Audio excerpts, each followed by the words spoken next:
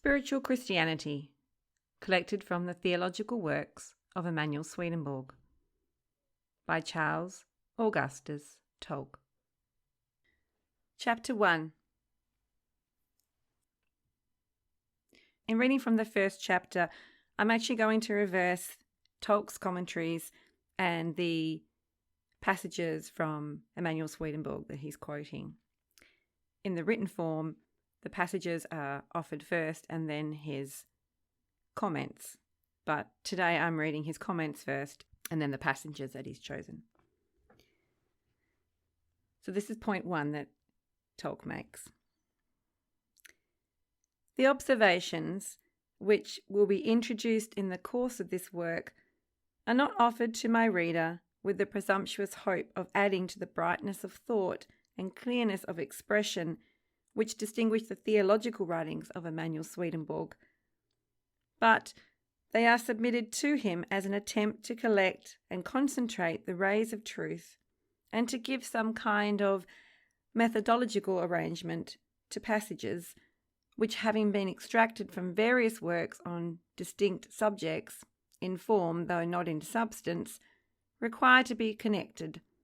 that their force may be the more distinctly felt and their bearing perceived upon all parts of the matchless system which comprises the theology and the philosophy of the new church.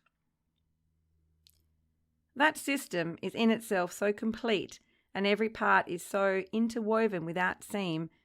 that no one principle or leading truth can be overlooked or misunderstood without impairing and in some instances distorting the meaning of the rest, and obscuring the internal perception and conviction of its truth. For that perception to be unfolded and that conviction to be established in the mind, it is necessary for us to comprehend the entire system, and for this purpose its leading truths should be brought together, that from them, as from a centre, we may be able to trace out methodologically the rational coherence which reigns throughout the whole. It is with the hope of assisting the reader in attaining this object that I have brought together, within a moderate compass, such passages as contain the principles of spiritual Christianity, or those universal truths which, by circulating through the whole, impart to its consistency and vital force. Point 2. He who is the creator of all that is, and who, by his intimate presence, both sustains them in being and imparts to them their various faculties, properties, and forms, is called the divine essay, or Jehovah. He is called essay or being in a preeminent sense of the word because he produces all things in the worlds, both of spirit and of nature, from himself, and because he, who is the very ground of being, is in himself the fullness of perfection. But man, the conscious being whom he creates, is from the conditions necessary to his existence in all the faculties which he is gifted, finite or imperfect. And as nothing can come within the range of his comprehension but that which agrees in point of imperfection with the constitution of his own mind, it must be evident that, though he may be able to perceive, from the number and value of the gifts in the possession of himself and other finite beings, that the giver must be in himself all perfect. Every attempt to form a correct or adequate conception of his being, or what those perfections are, which are himself, must be unavailing. He is not a being who can be comprehended by any finite mind. No, not even by the mind of a wisest angel. In strictness, therefore, it can only be said of God, such as he is in himself, or in his essential perfections, that he is. What he is must surpass all thought to conceive, all language to express. But that which is really necessary for us to know of him, he himself revealed when he called himself Jehovah, or the I Am, an expression which, as well as the divine essay, involves or is intended to suggest to the mind the first and most universal of truths, that, in the preeminent sense of the word, he alone is being, because he alone is the immediate creative life of all that lives and exists in the universe. And because the fullness of perfection centres in him alone, but which cannot convey even remotely any conception of what he is in himself, for this would require a perfect or infinite mind for its conception. Point 3. But though the divine essay can neither be conceived nor described by properties or qualities, all the properties or qualities with which man is acquainted, being derived from his own finite or imperfect constitution and from the finite objects of nature, and therefore wholly inadequate to the one perfect being, something may be learnt indirectly and by negatives. In other words, though from the imperfection of his faculties man can never know what the infinite Jehovah is in himself,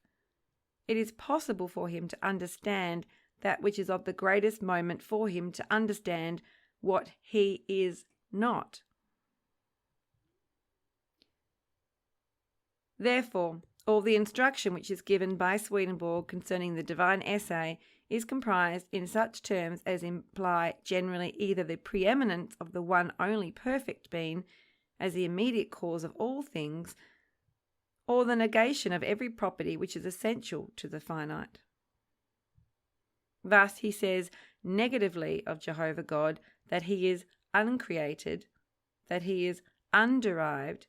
that he is immutable, that he is improgressive. And these serve to distinguish him in our thoughts from finite beings who are all created by him, are derived from him, and have a mutable as well as a progressive life. To say that he is uncreated, underived, immutable, and improgressive is saying no more than that he has nothing in common with the imperfections of his creatures, but does not enable the mind to form any conception whatever of a being who is uncreated and underived, and whose life is immutable and improgressive. But though the veil cannot be drawn aside, which must forever be interposed between the infinite essay and finite man, it is not the less important for us to understand by these negatives what the Lord Jehovah is not, or else at the same time that we called him infinite and eternal, we might actually think of him as finite and temporal, which everyone does who supposes the divine essay or God, such as he is in himself, to change, to accommodate to the wants of his creatures, and to have a life co-progressive with his works, or, as it is frequently expressed, to endure through the boundless ages of time. Accordingly, as if to guard against an error which most persons make,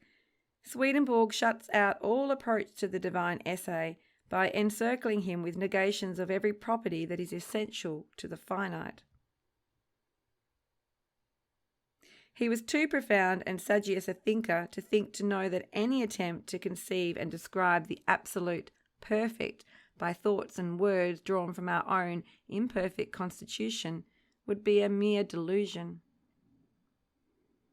Therefore, he declares expressly that nothing more can be said of Jehovah but that he is, and he guards against any attempt to violate and profane the sanctuary of the absolutely perfect by a direct and unqualified negation of the imperfect modes of being which are essential to all finite creatures. They are created, he is not created. They have a derived life, he is underived. In the most comprehensive sense of the word, he is said to be underived, for he neither derives his being from another nor from himself. In the former case, that other would be the infinitely perfect, for he alone is infinitely perfect, who has his being in himself, or who is self-essent, In the latter case, to suppose that he derives his being from himself is, in other words, to suppose that he creates himself, or that being can arise from non-entity, a hypothesis which, being self-contradictory, is contrary to reason. Besides, this expression from himself supposes priority and consequently progression of life or time. But progression or time cannot be without change, and change on which the consciousness of progression depends is essential to the very constitution of a finite and imperfect creature. Jehovah, therefore, is in his life devoid of all progression. He cannot change so as to become more perfect, because he includes in himself the fullness of perfection. And neither can he change so as to be less perfect without becoming imperfect or finite, and if imperfect, he would not be Jehovah God. He is therefore declared to be negatively both improgressive or devoid of all progression in his life, and immutable or entirely the same. Point 4. It is said that the change of thought or sensation on which the consciousness of progression depends is essential to the constitution of a finite or imperfect creature, and that therefore the infinite or perfect creator must be immutable or entirely the same. But here it will be necessary to guard against the erroneous supposition that the immutable sameness of the divine essay is merely simple sameness, or the very contrary to the fullness of perfection, which must be in God. A simple substance is a term frequently misapplied by the scientific materialist to an elementary body existing in space, when both in form and quality it seems to be devoid of all composition. But this supposed simplicity is not a mark of its perfection, but of its imperfection, the relative perfection of natural bodies depending not on their simple uniformity, but on the complex variety of their properties. And the most perfect body is that which is most highly organized in structure and most various in composition. But, however curiously organized a body in space may be, it is only relatively perfect, for, considered in itself, it is still imperfect or finite, and therefore can bear no resemblance to Jehovah, such as he is in himself. But if this cannot be the case with an organized form receptive of life, to conceive of Jehovah God as a simple substance in the chemical sense of the term is to degrade him from the highest of being to the lowest of things. Sameness in reference to the divine essay has no such meaning,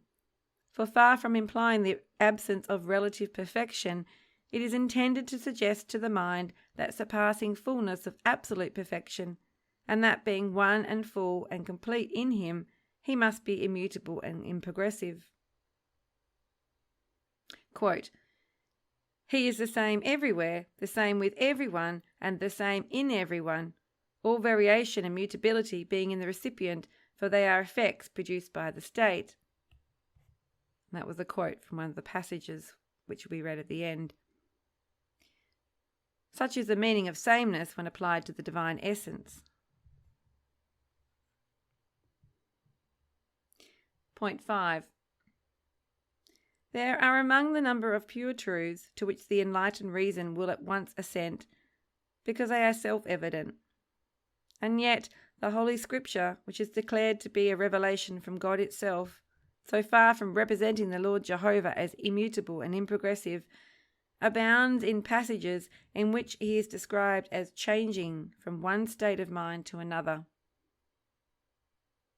The directly contrary,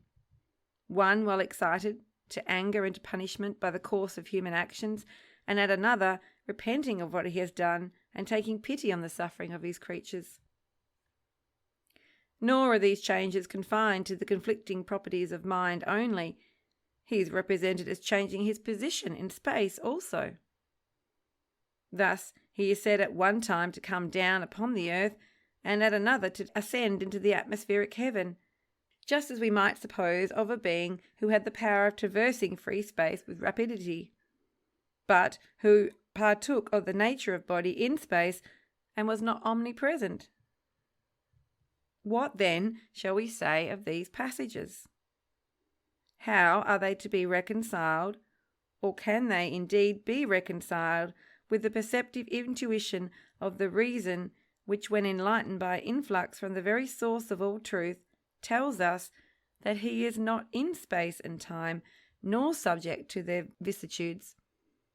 that such as he is in himself, from the transcendent glory of his perfections, he cannot be adequately conceived and described, even by the best properties which belong to a finite being, and that he is not described at all by those evil qualities which are inherent in a debased nature. What besides shall we say of those other passages which invest him not only with such qualities of mind as come with the correlative and congenial circle of human thought, but with the sensuous faculties and their organs, as eyes, ears, and a countenance, when yet the sensuous organs and the faculties of sight, hearing, smell, taste, and touch are especially and exclusively adapted to a finite being? For they are the means, the limited means, by which he may externally communicate with other beings like himself in space, and by which the natural objects that appear distinct from himself and a distance from him may become in a manner present.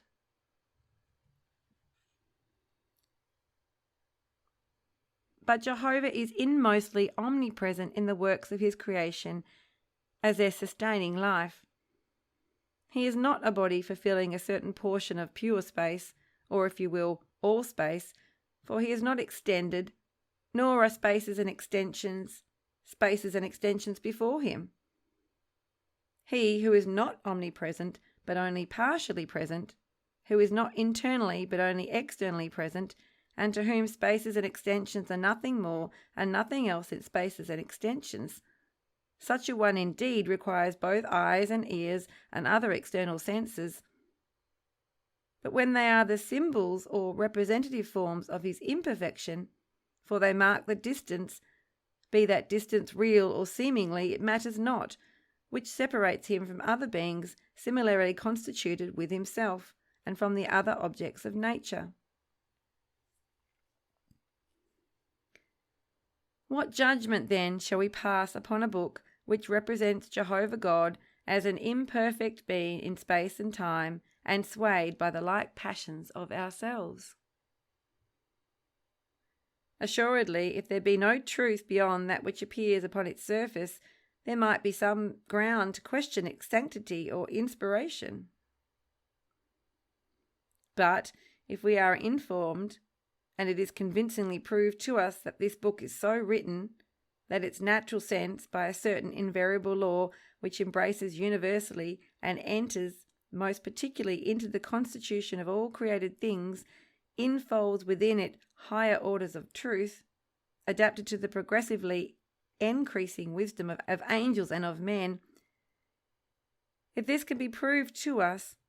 and it is both rationally and experimentally proved in the theological writings of Swedenborg, we shall then be in a condition to see and acknowledge in this seemingly imperfection of the natural sense the mercy of the divine wisdom, which, for the sake of those, it may be said of all, who in the infancy and childhood of their minds cannot be instructed rationally and spiritually, it adapts the instruction to the level and the scope of their natural comprehensions, and presents to them the purely divine truths of the spiritual or internal sense wrapped in a natural and even a sensual garb. Point 6. With this universal truth deeply impressed upon our minds, that the one only perfect being has in himself nothing of extension and nothing of mutation, either external or internal, we shall have no difficulty in determining that those passages of the Holy Scripture which represent him as enduring in time and ascending or descending in space, and as changing both in the disposition of his mind and in his outward figure and actions, are not intended to describe Jehovah such as he is in himself, but qualified in some manner or other to meet the finite comprehension of man. Point 7. When we find in the Apocalypse that he is called the beginning and the ending, the first and the last, the Alpha and the Omega, this also we shall discover by the light of the same universal truth, though it evidently refers to Jehovah, cannot refer to him such as he is in himself. For there can be no beginning nor ending in him, neither can there be a first or last in him. For where all is infinitely perfect, there can be no relative degrees of perfection as to state, nor any priority or progression as to time. Beings that are finite or imperfect have relative degrees of perfection in the constitution of their minds. They have faculties which may rightly be esteemed first and others last, both in dignity and in use. For they have some which possess in common with brute animals, and others which are peculiar to them, and in consequence of which they are human. They also have those progressive limits of time which are denoted by the terms beginning and ending. But Jehovah of the Lord is called the beginning and the ending, the first and the last, not because he has any first or last, or beginning or ending in himself, but in order to denote that everything which is in being is from him, and that without him it could not be anything, that he, and only he, is the inmostly producing cause of all the variety that exists both in man and in nature.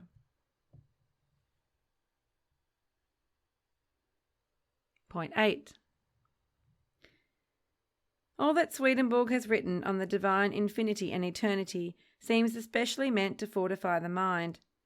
that it may be able effectively to resist the very common opinions both of the theologians and philosophers, who are but too apt in their speculations to confound God and nature by ascribing to the former the properties which strictly belong to the latter. The two most comprehensive natural properties, under which all particular properties in nature are necessarily classed, are space and time. These being most comprehensive, it appears to a merely natural man, and by a natural man I mean one who thinks naturally and sensually upon spiritual and divine subjects, as if they were actually essential and necessary to every kind of being, as if deprived of them or devoid of them there could be no being, and therefore he concludes that they must be essential to the divine being. But as the space and time of the divine being are to be supposed something more than ordinary space and time, he dignifies them, or thinks that he dignifies them, with a kind of supereminence in conceiving the space which the divine being feels to be an infinity of space, or space without any boundary, and the time through which he endures to be an eternity of time, or a progression of life which never had a beginning and never will have an end. Such are infinity and eternity as they are usually conceived and defined, and such is the origin of naturalism, so prevalent at this day in the world.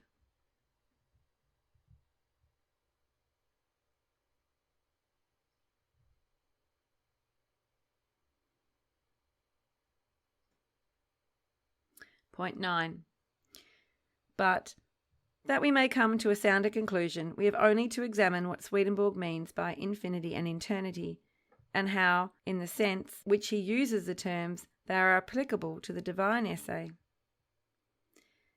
It has been shown that although it be possible for a finite mind to understand what Jehovah God is not,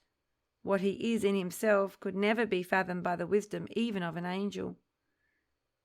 But infinity and eternity are terms which are applied to Jehovah such as he is in himself. They should therefore suggest to the mind not what he is, but what he is not. And this, in fact, is strictly the case. They do so instruct us, and in nothing more. There are two constituent properties in nature which are neither in the divine being nor present with him, and these are space and time. There should be two terms, therefore, to express the absence of all space and time in the divine being.